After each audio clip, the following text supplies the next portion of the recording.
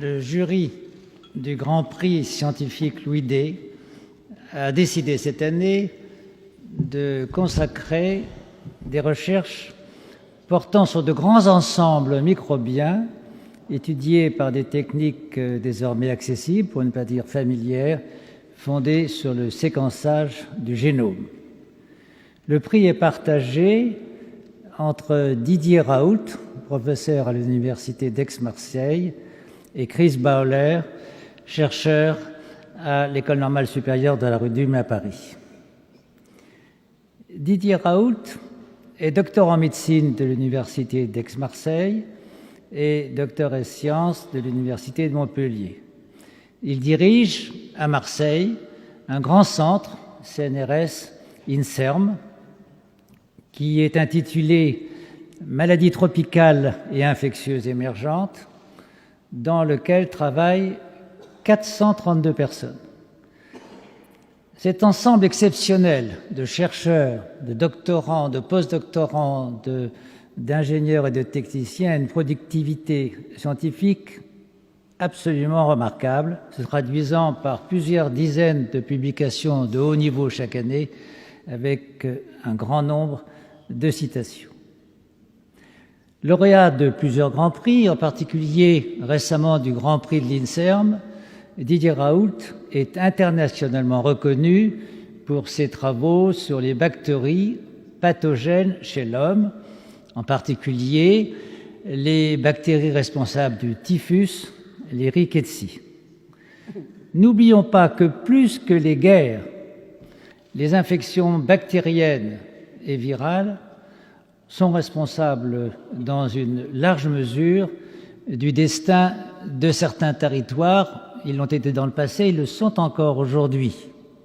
N'oublions pas aussi que les progrès de la lutte contre les infections, d'abord par l'hygiène, puis par les vaccins et les antibiotiques, sont à l'origine de l'augmentation spectaculaire de la longévité observée dans notre espèce depuis 150 ans.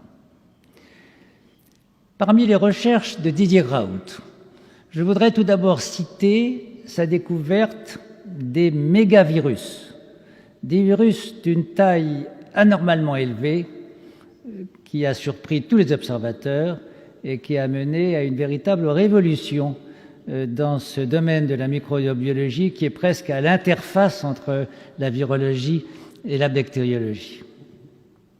En fait, Didier Raoult est un chasseur et on pourrait presque dire un collectionneur de microbes.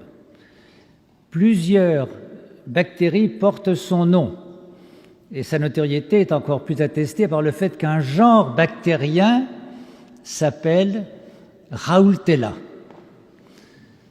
Didier Raoult s'intéresse aujourd'hui à des sujets qui concernent, comme cela a été dit il y a un instant, les bactéries du tube digestif.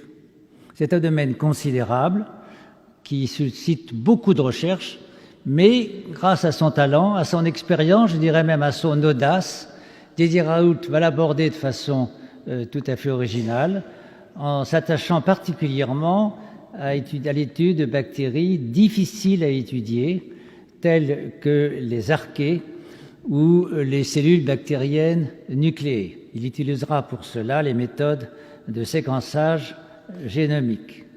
On peut ainsi espérer qu'à partir de ces études, on pourra compléter le répertoire des bactéries composant la flore microbienne du tube digestif, ce qui est d'une importance essentielle quand on connaît le rôle central du microbiote intestinal dans le contrôle de la survenue de maladies métaboliques, de l'obésité, du diabète de type 2, des maladies allergiques et auto-immunes, et même du fonctionnement du système nerveux central. Tout laisse penser que les travaux de Didier Raoult pourront également contribuer, par l'étude des voies de synthèse au sein de ces bactéries, de trouver de nouvelles molécules et qui pourraient devenir à terme des médicaments dans de très nombreuses maladies.